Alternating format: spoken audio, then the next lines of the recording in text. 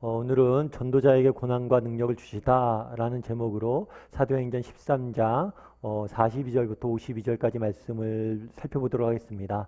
오카노 목사님 교재로는 사도행전 2권 30과입니다. 우리 그럼 먼저 말씀을 좀 읽어봤으면 좋겠는데요. 13장 42절부터 52절까지 말씀을 같이 읽도록 하겠습니다. 제가 먼저 읽겠습니다. 42절입니다. 그들이 나갈새 사람들이 청하되 다음 안식일에도 이 말씀을 하라 하더라. 회당의 모임이 끝난 후에 유대인과 유대교에 입교한 경건한 사람들이 많이 바울과 바나바를 따르니 두 사도가 더불어 말하고 항상 하나님의 은혜 가운데 있으라 권하니라. 그 다음 안식일에는 온 시민이 거의 다 하나님의 말씀을 듣고자 하여 모이니 유대인들이 그 무리를 보고 시기가 가득하여 바울이 말한 것을 반박하고 비방하거늘 바울과 바나바가 담대히 말하여 이르되 하나님의 말씀을 마땅히 먼저 너희에게 전할 것이로되 너희가 그것을 버리고 영생 얻기에 합당하지 아니한 자로 자처하기로 우리가 이방인에게로 향하노라. 주께서 이같이 우리에게 명하시되 내가 너를 이방의 빛으로 삼아 너로 땅끝까지 구원하게 하리라 하셨느니라 하니 이방인들이 듣고 기뻐하여 하나님의 말씀을 찬송하며 영생을 주시기로 작정된 자는 다 믿더라. 주의 말씀이 그 지방에 두루 퍼지니라. 이에 유대인들이 경건한 귀부인들과 그 시내의 유력자들을 선동하여 바울과 바나바를 박해하게 하여 그 지역에서 쫓아내니 두 사람이 그들을 향하여 발에 티끌을 떨어버리고 이고니온으로 가거늘 제자들은 기쁨과 성령이 충만하니라. 아멘. 오늘은 사도행전 13장부터 13장 42절부터 45절, 52절까지 배우게 되는데요. 전도자에게 능력과 고난과 능력을 주시다 라는 제목으로 배우게 됩니다. 우리 마음의 문을 열며 함께 읽어보도록 하겠습니다. 마음의 문을 열며를 같이 읽도록 하겠습니다. 두 사도가 비시디아 안디옥에서 펼친 선교는 대성공이었다. 복음의 능력이 얼마나 대단했던지 마치 핵폭탄이 도시 한가운데서 폭발한 것 같은 충격을 주었다. 그러나 여기서도 다른 도시와 똑같이 사탄의 난폭한 저항이 일어났다. 두 사도는 핍박자들한테 몰려 추방당하고 말았다. 인간적인 생각으로는 핍박의 거센 파도 앞에 나약한 복음의 새싹들이 뿌리까지 뽑혀버릴 것 같았지만 결과는 정반대였다. 이 세상의 그 무엇도 성령의 능력, 복음의 생명을 꺾을 수 없다는 사실을 다시 한번 증명해준 멋진 승부였다. 예, 오늘은 우리가 무엇을 배우게 되죠? 지난 시간에 우리가 무엇을 배웠을까요? 예, 지난 시간에는 이 비시디아 안디옥이라는 곳에서 바울과 바나바가 어떻게 복음을 전했는지를 배웠어요. 특별히 그들이 전한 복음의 내용에 대해서 배웠습니다. 그럼 이제 그렇게 복음을 전했는데 그 결과가 어땠냐는 거예요. 오늘 본문에는 그 결과 어떤 일들이 나타나는지에 대해서 오늘 우리가 함께 배워야 됩니다. 그런데 여기서 우리가 주의할 일이 있어요. 그건 뭐냐면 오늘 과의 제목이 뭐죠? 고난과 능력을 주시다. 함께 주시다는 거죠. 분명히 복음에 전파를 했습니다. 그 결과 놀라운 열매들이 나타났어요. 그런데 좋은 열매만 나타난 것이 아니라 그 결과 굉장히 큰 핍박과 탄압도 함께 일어났습니다. 고난과 능력이 동시에 주어진 거죠. 사실 이거는 단순히 복음만의 문제는 아닌 것 같아요. 우리의 삶의 모든 영역이 마찬가지 같아요. 여러분들은 어떠세요? 여러분의 인생이 희극에 가까운 것 같으세요?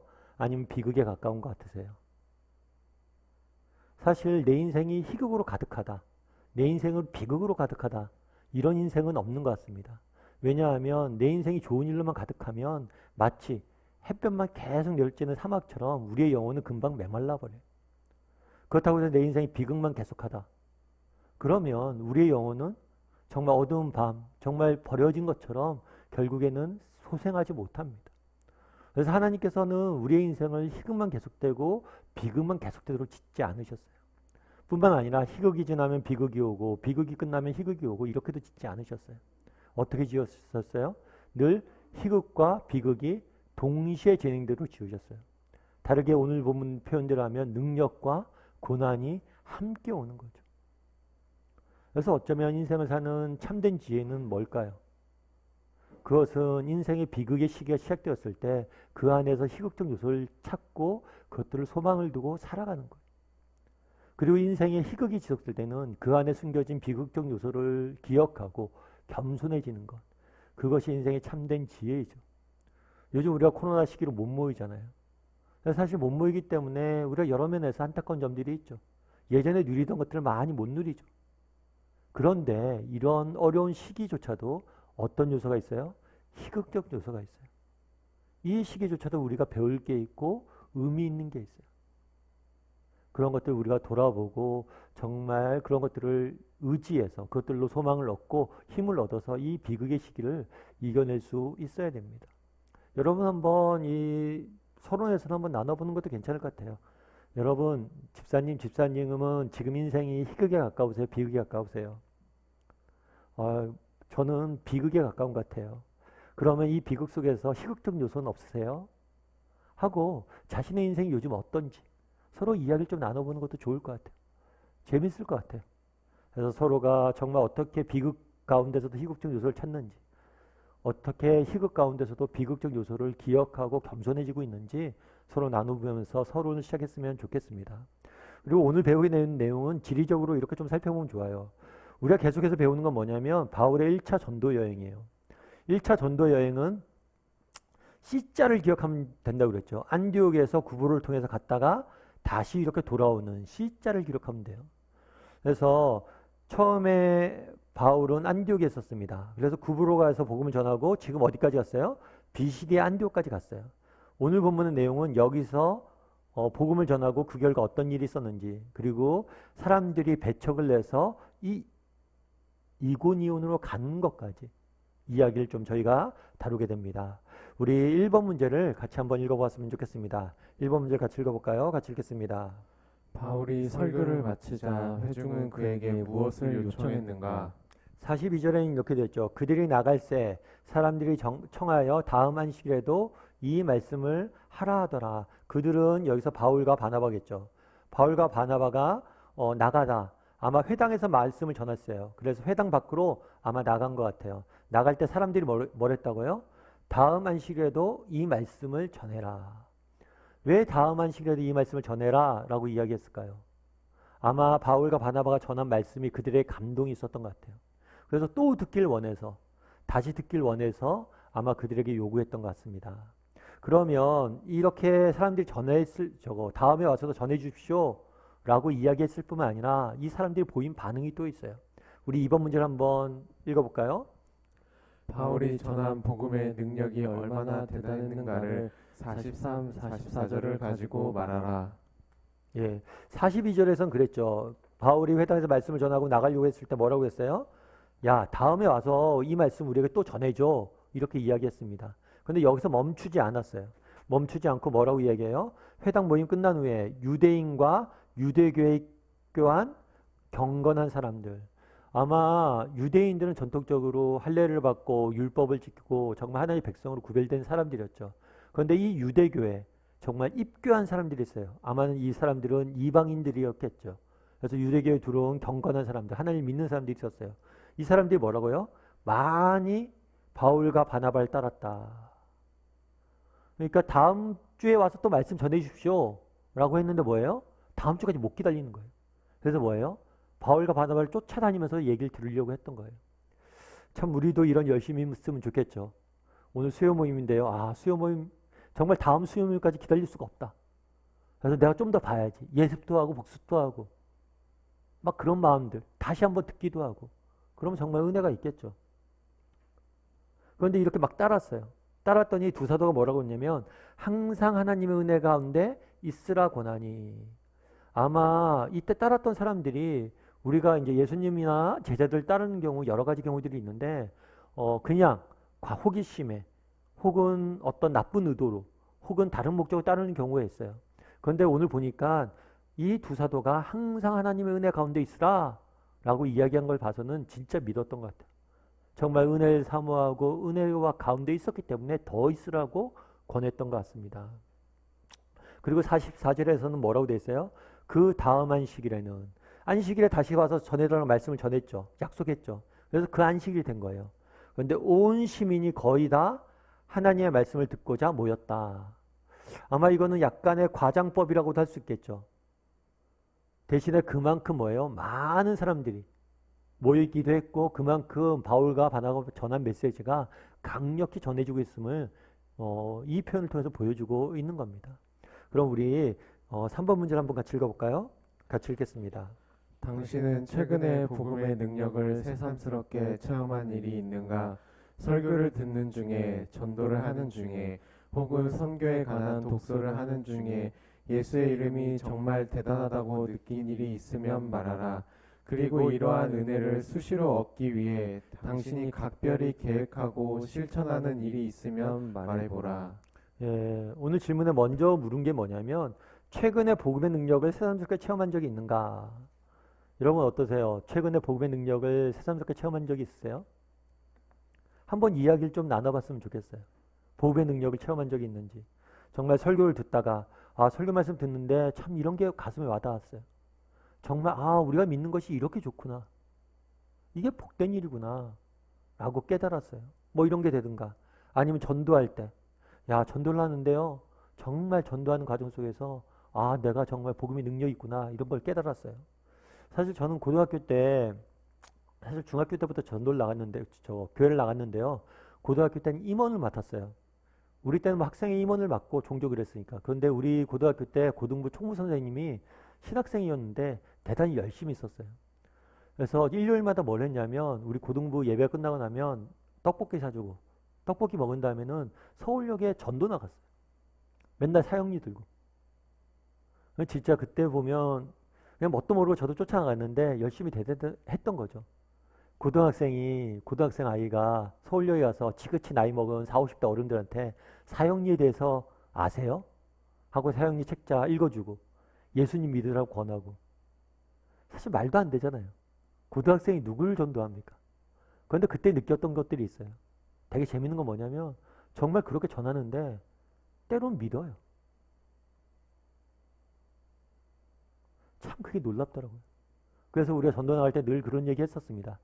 딴 얘기하지 말고 그냥 사형님만 복음만 말씀만 전해라. 그럼 된다. 좀 이런 능력들을 맛본 적이 있는지. 설교를 듣다가 전도를 하다가 혹은 선교 중에 선교에 대한 독서를 하던 중에 예수님의 이름이 정말 대단하구나. 이런 걸 느꼈던 적이 있는지. 지난번에 제가 한번 설교 때 말씀도 드렸죠. 그러니까 우리 우즈벡 같은 경우에는 오랫동안 무슬림이에요. 오랫동안 무슬림인데 이 무슬림에 있는 사람들이 무슬림이었고 많은 서구의 선교사들이 기독교를 복음을 전하기 위해서 많이 갔습니다. 근데 수백 년 동안 아무리 가도 예수님을 믿지 않았어요. 그런데 어느 날 갑자기 이 사람들이 예수님을 믿기 시작했어요. 그런데 이 사람들이 왜 믿었을까요? 진짜 재밌어요. 믿게 된 배경이. 1930년대 일본이 한국을 침탈합니다. 그러면서 우리나라 사람들이 주로 어디로 갔냐면 블라디보스톡으로 도망을 갔어요.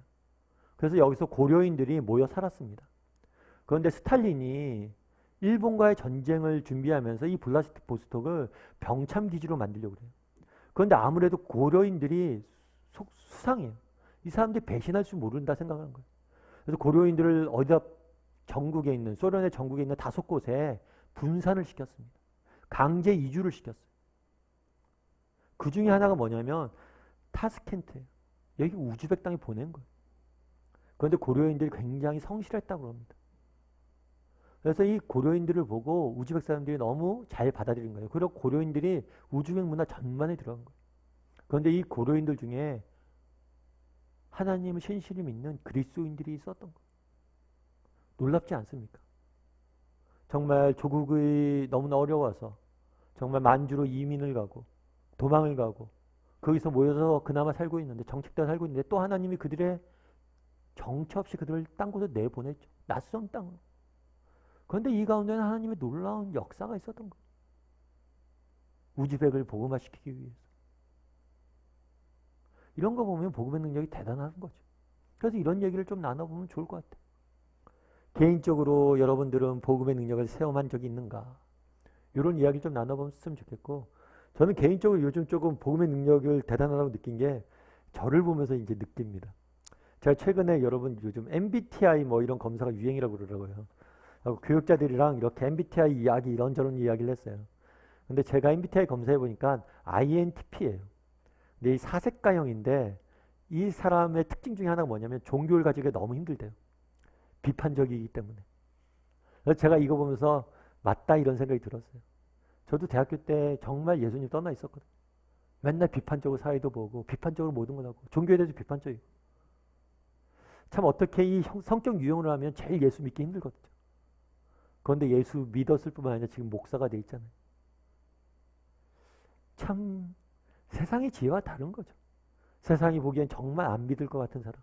아, 이 종류의 사람들은 예수님 믿기 어렵고 믿어도 정상적으로 이제 저 열심히 신앙 종교심을 가질 수 없습니다. 이렇게 이야기하는데 하나님은 그런 저를 쓰시잖아요. 어쩌면 복음의 능력이 정말 가장 잘 나타나는 현장은 어디예요? 우리 자신이에요. 정말 우리같이 이렇게 말 안 듣고 우리같이 정말 이런 사람들을 하나님이 예수 믿게 하고 이렇게 수요일 날 또 수요 모임 참여하게 하고 또 어떤 분은 순장을 섬기게 하고 어떤 분은 다락방으로 참여하게 하고 이것 자체가 놀라운 은혜인 거죠. 그러면 체험한 일이 있는가? 이건 한번 나눠보시고요. 그러면 이런 것들 체험하기 위해서 필요한 건 뭐예요? 이러한 은혜를 수시로 얻기 위해서 여러분들 해야 될 게 뭐예요? 간단하죠. 위에 정답이 나와 있어요. 설교를 듣고 전도를 하고 공부를 하는 거예요. 달리 말하면 말씀을 가까이 하고 그 다음에 말씀을 전하는 일을 가까이 하는 것이 필요하겠죠. 요즘 우리가 코로나 시기잖아요. 그래서 우리가 모여서 예배 못 드리잖아요. 근데 대신 좋은 것도 있잖아요. 온라인으로 우리가 예배 드리고 온라인으로 하다 보니까 언제든지 자주 접할 수가 있어요. 저희 교회도 아침 묵상도 있고 이렇게 수요 모임도 있고 주일 예배도 있고 다시 들을 수도 있고 언제든지 많이 접촉할 수 있잖아요. 여러분들이 제일 많이 말씀을 접하고 정말 복음을 증거할 때 우리는 이런 능력들을 맛봐요. 그런데 우리 중에 그럴 수가 있어요. 저는 복음의 능력을 맛본 적이 없습니다. 이유는 한 가지예요. 그 현장에 안 가기 때문에. 말씀이 선포되는 현장, 복음이 선포되는 현장에 우리가 안 가기 때문에 능력을 맛보지 못하는 거예요. 가야지 맛봐요. 바울과 바나바가 안디옥에만 있으면 이걸 맛봤겠습니까?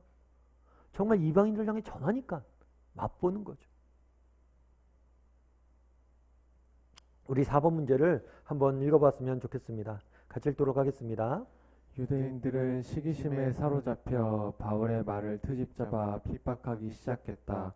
두 사도는 무엇이라고 응수하였는가?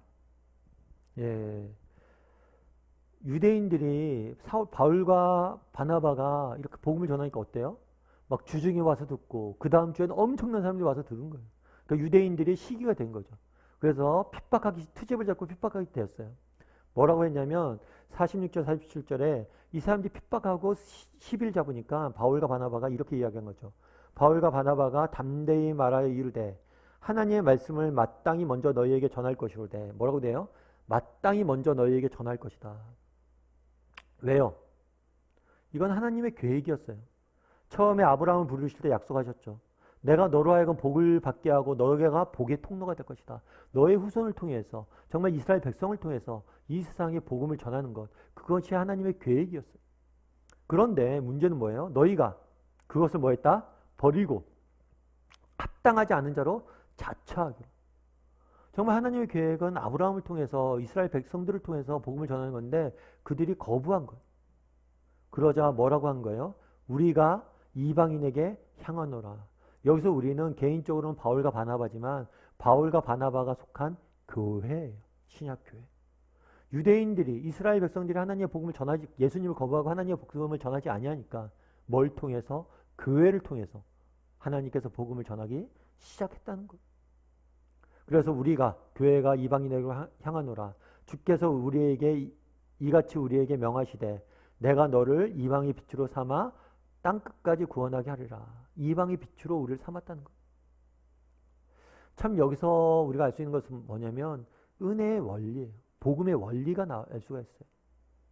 영적인 원리를 알 수가 있어요. 가끔 그런 사람들이 있어요. 내가 잘나서 내가 뛰어나서 내가 뭔가 대단해서 하나님 날 쓰신다 생각하는 사람이 있는데 그거는 진짜 교만이에요.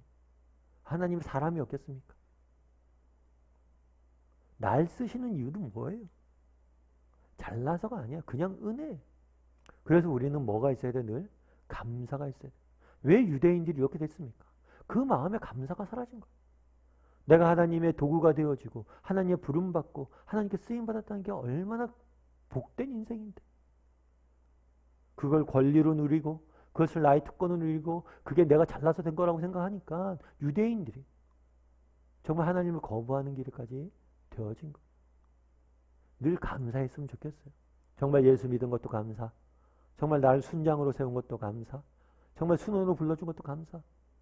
사람이 없어서 하나님 그렇게 하시는 거 아니에요. 오늘 뭐라고 이야기해요?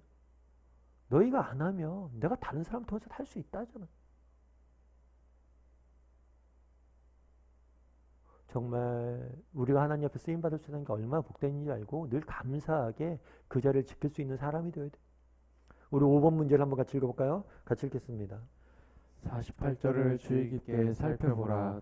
조금 색다르게 느껴지는 말씀이 있다. 그것은 무엇인가? 그리고 왜 이렇게 말씀하셨다고 생각하는가? 여기서 보면 바울이 그런 얘기 하잖아. 야, 유대인들아, 너희가 정말 복음에 안 전하니까 교회로 하여금 복음을 전하게 했다. 특별히 누구에게? 이방의 빛이 되게 하셨다. 이방인에게 복음을 전하게 했다. 그 이야기를 하니까 이방인들이 뭐라고요? 듣고 기뻐하여. 그렇겠죠. 어쩌면 이방인들의 입장에서는 하나님은 이스라엘인들만의, 유대인들만의 하나님이라고 생각했어요. 그런데 그렇지 않다는 거예요. 그분은 우리의 하나님이라는 거예요. 그런 다음에 뭐라고 되어 있냐면 하나님 말씀을 찬송하며 기뻐하며 하나님을 찬송했어요. 그랬더니 뭐예요? 영생을 주시기로 작정된 자는 다 믿었다. 영생을 주시기로 작정된, 하나님이 계획한, 하나님이 작정한 사람들은 다 믿었다는 거죠. 그래서 여기서 알 수 있는 표현은 뭐냐면 이 작정된 이라는 표현이에요. 그래서 무엇을 알 수 있느냐면 이방인들이 복음을 듣고 예수를 믿은 것, 이거는 그냥 우연히 바울과 바나바가 전하다가 된 게 아니에요. 하나님의 계획과 뜻 아래 이 모든 것들이 이루어졌다는 거예요. 이것은 굉장히 중요한 부분입니다. 이건 뭐냐면 뒤에도 이제 나오는 요한복음 말씀이나 모든 말씀에서 나오는 게 한 가지로 지정하는 게 뭐냐면 우리가 예수님을 믿게 된 것, 그것은 내 힘과 내 능력, 내 의지로만 된 것이 아니에요. 그 뒤에는 뭐가 있었던 거예요? 하나님의 뜻, 계획이 있었던 거예요. 참 이게 우리에게 주는 은혜가 큽니다.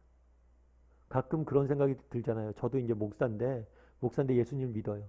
그런데 내가 나중에 말년에 정신이 헷가닥 가서 예수를 부인하면 어떻게 돼요? 그럼 내 인생 완전 뭐 아무것도 아니잖아요. 그런데 내가 예수님 믿었고 내가 무엇을 했다고 생각하면 나는 믿음이 흔들릴 수밖에 없어요. 그런데 내가 지금 예수님을 믿는 것, 이게 내 능력으로 하는 게 아니라 주님이 나를 믿게 하시고 나를 붙들고 계셔서 믿는 거예요. 그러니까 내 믿음은 흔들릴 일이 없어요. 내 힘, 내 능력으로 하면 내 믿음은 흔들릴 수 있어요. 그런데 이 모든 것을 작정하신 분이 하나님이시란 걸 확신하면 우리는 흔들리지 않고 믿음 생활을 할 수 있는 거예요. 그래서 이 부분이 되게 중요한 거예요. 하나님의 뜻과 계획 아래 있었다는 거. 우리가 믿는 것들. 여러분도 한번 생각해 보십시오. 정말 우리가의 믿음이 하나님의 뜻과 계획 아래 이루어졌다는 것이 얼마나 우리에게 큰 유익을 주는 것인지. 6번 문제를 한번 같이 읽어볼까요? 같이 읽도록 하겠습니다. 복음의 위력은 먼저 듣고 믿는 자들이 전하는 데서 나타난다. 들은 자는 입을 다물고 가만히 앉아있지 못한다. 전하고 싶고 말하고 싶은 충동을 억누를 수 없기 때문이다. 바울의 말을 들은 안디옥 사람들이 바로 그런 충동에 휩싸여 있었다. 그들의 입은 아무도 틀어 막을 수가 없었다. 그 결과 어떤 일이 벌어지고 있었는가? 그 결과 어떤 일이 있었을까요? 49절은 아주 짧지만 이렇게 나왔어요. 주의 말씀이 그 지방에 두루 퍼지니라. 어떻게 두루 퍼졌겠어요? 바울과 바나바가 전해도 두루 퍼질 수 없습니다. 그들도 육신의 한계가 있죠. 그러니까 바울과 바나바의 이야기를 들은 사람들이 사방으로 하면서 이야기를 했던 거예요. 왜요? 보고 들은 것을 말하지 않을 수 없다. 그 마음에 복음의 감격이 있었던 거죠. 깨달음이 있었던 거예요. 야, 우리를 향해서 정말 하나님의 이런 계획이 있었구나, 이런 믿음이 있었구나, 이런 마음을 갖고 전한 거. 참 놀라운 일이죠. 그럼 우리는 어떨까요? 한번 7번 문제 같이 한번 읽어볼까요? 같이 읽도록 하겠습니다. 왜 예수를 믿은 지 오래되면 될수록 예수를 전하고 싶은 신선한 충동이 약해지는 것일까? 심한 경우 예수를 이야기하는 것 자체를 부끄러워하거나 피하게 되는 것을 보게 된다. 그 이유가 어디에 있다고 생각하는가? 네. 여러분들은 그 이유가 어디에 있다고 생각을 하세요? 아니, 목사님, 저는 예수님 오래 믿었는데요. 오래 믿을수록 더 복음을 전하고 싶습니다. 그러면 너무 감사한 일이죠. 그런데 문제처럼 정말 내가 예수를 믿었는데 한때는 정말 복음을 전할 뜨거운 열정이 있었는데 지금 만약에 그런 마음들이 식어져 있다면 왜 그럴까요? 한번 먼저 점검해 보세요. 정말 여러분 복음에 대한 감격이 있으세요? 정말 내가 예수를 믿고 와, 내가 예수를 믿게 됐다. 이거에 대한 감사가 있으세요? 감격이 있으세요? 왜 우리가 그날의 사람들이 이방인들이 바울과 바나바의 복음을 듣고 너무 감격해서 감사해서 이렇게 전했는데 왜 우리는 못 전해요? 못 전한 이유는 한 가지죠. 뭐가 사라진 거예요? 우리 안에 감격과 감사가 사라진 거예요. 여러분 정말 우리 안에 이런 충동이 있으세요? 감사가 있으세요? 감격이 있으세요? 한번 점검해 봤으면 좋겠어요. 정말 예수 믿는 게 우리 지난번에도 한번 나눴었죠. 지난주에도 정말 예수 믿는 게 내 인생에 가장 잘한 선택일까? 아니 예수 믿는 게 진짜 좋은지? 여러분 진짜 예수 믿는 게 좋아요? 예수 믿어서 진짜 좋아요? 그거에 대한 감사가 있습니까? 감격이 있어요? 이걸 한번 나눠봤으면 좋겠어요. 그렇다면 왜 우리에게 감사와 감격이 없을까요? 왜 사라질까요? 뭐 여러 가지 이유 중에 하나가 있을 거예요. 이유가 있을 거예요. 그런데 구약의 선지자들이 늘 한 얘기가 있어요. 그건 뭐냐면 여호와를 알자 힘써 알자는 거. 어쩌면 왜 우리 사이에 감격과 감사와 충동이 사라집니까? 그 이유는 뭐예요? 지식이 없기 때문일 수도 있죠. 정말 우리가 얼마나 큰 사랑을 받았는지, 우리가 가진 것이 얼마나 귀한 것인지, 이것에 대해서 우리가 너무 잊고 살아가기 때문일지 몰라요. 그래서 다시 무엇을 해야 됩니까? 다시 배워야 돼요. 다시 이곳으로 와야 돼요. 우리가 다락방을 하는 이유도 그거예요. 아이, 목사님 맨날 똑같은 얘기 하는 거 아닙니까? 정말 똑같은 얘기 안 했으면 좋겠어요. 그런데 왜 우리가 똑같은 얘기를 해야 돼요? 우린 진짜 우리가 다시 들어야 돼요. 진짜 우리가 알고 정말 그것들 깨달았다면 우리 삶이 충동과 감사, 감격이 넘쳐야 되니까 안 넘치니까 우리가 다시 듣는 거예요. 다시 들어야 돼요. 여러분 나중에 복음서를 한번 보십시오. 로마서를 한번 보십시오. 로마서 같은 경우에는 복음에 대해서 바울이 다시 이야기해요. 근데 로마서는 로마 교인들에게 쓴 편지. 근데 교인들에게 쓰는데 복음에 대해 장황하게 설명해요. 왜요? 너희가 들어야 돼요. 우리가 들어야 돼요. 우리의 문제는 뭐예요? 진짜 모른다는 것일 수도 있어요. 그래서 자주 말씀 앞에 나가야 됩니다. 그랬을 때 감격이 다시 살아나요. 그리고 기도도 하시고 정말 하나님 저도 알고 싶습니다. 진짜. 이 사람들과 저는 왜 이렇게 차이가 날까요? 왜 제 삶엔 감사와 감격이 없을까요? 기도해 보세요. 자, 8번 문제를 한번 같이 읽어보도록 하겠습니다. 같이 읽도록 하겠습니다. 핍박자들을 향해 두 사도는 어떤 행동을 하였으며 그 의미는 무엇인가? 예, 두 사람이 그들을 향하여 발의 티끌을 떨어버리고 이고디온으로 갔다. 발의 티끌을 털어버렸다라고 되어 있어요. 이거는 뭐냐면 예수님의 복음을 전했잖아요. 이 복음을 뭘 했어요? 거부했어요. 거부한 사실에 대해서 공개적으로 항의했다고 볼 수가 있어요. 그걸 통해서 내가 우리 고시라면서 예전에 소금 뿌렸잖아요. 재수 없다고.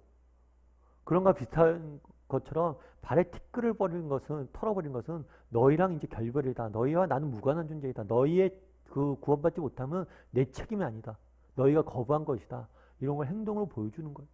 그런데 이거는 단순히 티끌을 털어버리고는 바울과 바나바가 즉흥적으로 한 게 아니에요.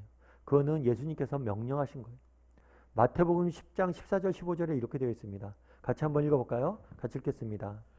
누구든지 너희를 영접하지도 아니하고 너희 말을 듣지도 아니하거든 그 집이나 성에서 나가 너희 발에 먼지를 떨어버리라.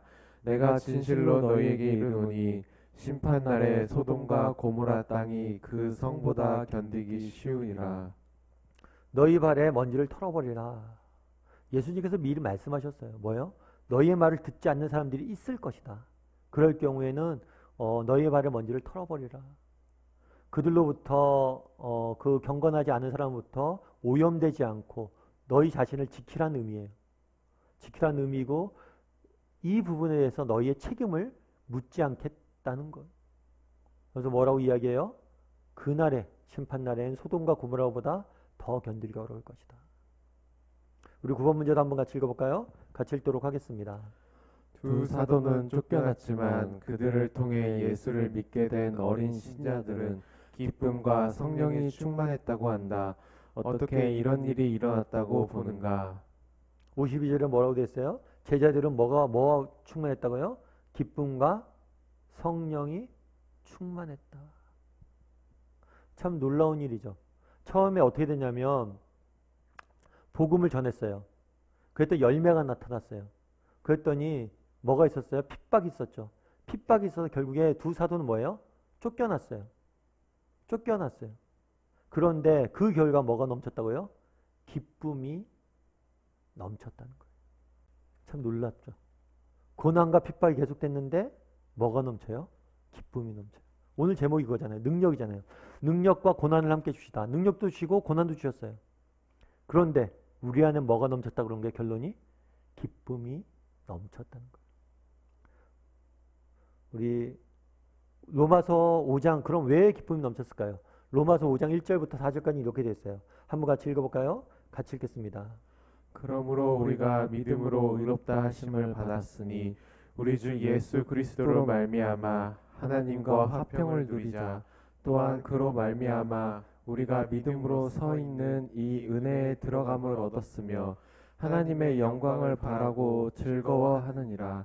다만 이뿐 아니라 우리가 환난 중에도 즐거워하나니 이는 환난을 인내를, 인내는 연단을, 연단은 소망을 이루는 줄 알미로다. 오늘 본문에 보면 뭐라고 되어 있냐면 하나님의 영광을 뭐예요? 바라고 즐거워했다. 결국에 즐거워한 이유는 뭐예요? 하나님의 영광을 바라본 거죠. 하나님의 어떤 영광이에요? 환난이 있겠지만 이 환난을 통해서 우리를 연단하시고 연단을 통해서 소망을 이루어 가시는 정말 어려움들을 통해서 우리를 다듬으시고 우리를 빚으셔서 정말 놀라운 일을 하실 것이라는 그런 소망들. 그 하나 우리에게 나타난 하나님의 영광. 정말 힘들고 어려운 일들이 있지만 이걸 너머에 정말 하나님의 영광. 그것들을 바라보니까 뭐가 있는 거예요? 기쁨이 넘쳤다라고 이야기하는 거예요. 여러분 그럼 어떻습니까? 여러분은 이런 기쁨을 맛본 적이 있어요? 정말 그날의 제자들은 기쁨이 넘쳤다고 그랬어요. 여러분은 기쁨을 맛본 적이 있어요? 3번 문제 한번 같이 삶의 열매가 오르면 같이 읽어볼까요? 같이 읽겠습니다. 예수 때문에 미움이나 핍박을 받아본 적이 있는가? 이때 안디옥 교인들처럼 성령과 기쁨이 충만해져 핍박도 두렵지 않고 견디기에 힘들지도 않은 것을 체험해 본 일이 있으면 서로 나누어 보라. 여러분 어떠세요? 정말 예수님 때문에 미움과 핍박을 받은 적이 있는가? 물론 우리 중에는 그런 경우가 없을 수도 있겠죠. 뭐 예수님 때문에 제가 미움과 핍박을 받아본 적은 없는 것 같아요. 왜냐하면 예수님을 위해서 살아보지 않았기 때문에 그럴 수도 있겠죠. 그러면 요걸 빼고 그냥 우리가 이 땅을 살다 보면 미움도 있고 핍박도 있고 고난도 있을 수 있어요. 그런데 이런 가운데서도 정말 기쁨이 충만했던 경험이 있는가? 이런 경험이 있는가? 이 얘기를 좀 나눠봤으면 좋겠어요. 여러분 이런 경험이 있으세요?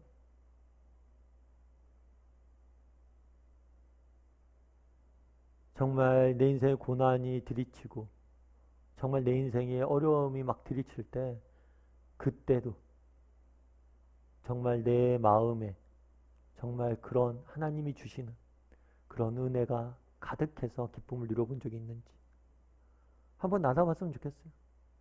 예전에 제가 한번 같이 훈련받았던 집사님 한 분이 계세요. 이 집사님은 처음에 이제 제자 훈련할 때 인터뷰를 하거든요. 처음에 딱 만나서 이런저런 얘기를 하는데 기도 제목을 이제 이야기를 해요. 기도 제목을 이런저런 얘기를 하는데 그 집사님이 그런 얘기를 하더라고요. 목사님 제가 기도 제목이 하나 있습니다. 그래갖고 왜 그래요? 그러니까 이 집사님이 젊은 날에 뇌 수술을 받았어요. 목사님 제가 뇌 수술을 받았어요. 그래서 요즘 약을 제가 평생 먹어야 됩니다. 그런데 이 약을 조금 줄일 수 있는 게 제 기도 제목입니다. 그렇게 이렇게 이야기를 한 거예요. 그래서 알았어요, 집사님. 예, 집사님 위해서 우리 함께 기도하고 열심히 하다 보면 하나님께서 은혜 주실 거예요. 그렇게 해서 같이 훈련을 받았어요. 훈련을 받고 열심히 이제 저기를 했어요. 저기를 했는데 이렇게 같이 훈련 받고 했는데 2학기가 돼서 갑자기 이 집사님이 이제 남자 집사님이셨어요. 남자 집사님이 그런 얘기를 하는 거예요. 목사님, 제가 다음 주에는 좀 훈련을 좀 못 나올 것 같아요. 그리고 집사님 왜 그러세요? 딱 했더니만 그 얘기를 하더라고요. 아내 집사님이 최근에 건강검진을 하다가 뇌 쪽에 종양이 있는 걸 발견했다고. 그러니까 아내분이 수술을 해야 된다고. 그래서 수술 날짜 때문에 주일날 오후에 그때 훈련했는데 그때는 못할 것 같습니다. 이렇게 이야기를 하더라고요. 참 마음이 되게 많이 아팠어요. 그렇잖아요. 정말 그 집사님도 여러 가지 수술을 받고 젊은 날 수술을 받고 그렇게 고생하고 있는데 아내 집사님마저도 그러면서 그런 얘기를 하는 거예요.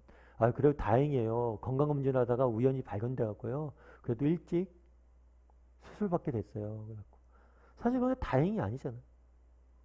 게다가 이 집사님이 훈련까지 받고 정말 하나님 앞에 잘 살려고 하는 거잖아요. 그런데도 불구하고 이 가정이 왜 이렇게 고난이 심하냐는 거예요.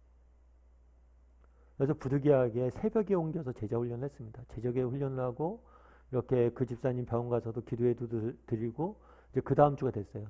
그 다음 주가 돼서 훈련 시간이 다시 됐는데 그 남자 집사님이 이제 오셨어요. 오셔서 이런저런 얘기를 하는데 그 집사님이 그런 얘기를 하더라고요. 어땠냐고. 수술 잘 됐냐고. 수술 잘 됐다고. 그러면서 그 얘기를 하더라고요. 어떤 얘기를 하냐면 아내가 이제 수술 시간이 돼서 이제 수술을 받으러 들어갔어요. 그래서 밖에서 기다리는데 기도는 잘 안 나오더래요. 어차피 기도야 우리 목사님하고 제자반 집사님들 해줄 테니까 기도는 안 나오더래요.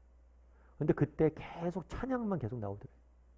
그 찬양이 뭐냐면 오직 주의 사랑에 매여 내 영 기뻐 찬양합니다. 그 찬양이 막 나오면서 그동안 자신의 인생에 하나님께서 얼마나 많은 은혜를 베풀어 주는지를 쭉 기억이 나더래요. 갑자기 하나님께서 베푸신 은혜가 얼마나 큰지가 막 기억이 나더래요. 참 제가 그 얘기 듣고 되게 참 마음이 많이 은혜가 됐어요. 그거는 뭐 어떻게 설명할 수 없는 거잖아요. 성령님만이 주시는 은혜겠죠. 인생의 고난의 정중앙에 있는데 그 안에서 기쁨을 맛보는 거. 정말 여러분들 이런 경험들 예수 믿으면서 이런 경험들 한 번쯤 해봤으면 좋겠어요. 이 예수 믿는 게 좋은 게 그런 것 같아요. 정말 세상에 알 수 없는 그런 기쁨들이 있다는 거. 그래서 이런 것들 여러분들 정말 인생 살면서 하나님이 주시는 그런 기쁨과 은혜를 맛본 적이 있다면 그런 걸 좀 나눠보세요.